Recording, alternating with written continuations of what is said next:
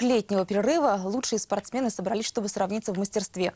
Виртуозное владение мячом – главный козырь этих спортсменов, убедилась Ангелина Азикова.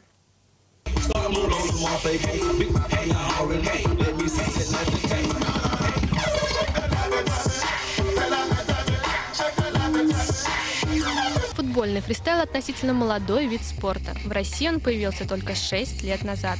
Но за это время уже обрел тысячи поклонников, в том числе и в Казани. Уровень растет, то есть появляются новые фристайлеры. Уже о Казани знает вся Россия, что тут хорошие фристайлеры с хорошим уровнем. Собрались ребята из Оренбурга, из Самары, из Тольятти, из набережных Челнов. Зеленодольск – это близлежащие. Но ребята большие молодцы. Из Уфы даже 400 километров проделали к нам большой путь. Участников оценивали по таким критериям, как стиль, техника и креативность трюков. Причем в сочетании с музыкальным сопровождением. В каждом городе есть один и более сильных фристайлеров, которые могут тягаться не только на внутреннем чемпионате России, которые могут тягаться с мировыми звездами. Школа фристайла открыта только в Москве, но у Казани достаточно предпосылок для дальнейшего развития.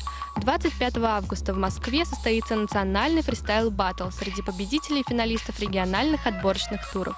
Там же станет ясно, кто будет представлять Россию на мировом финале в Италии. Ангелина Азикова, Ильшат Мухаметов, телеканал Татарстан, Новый век. Это еще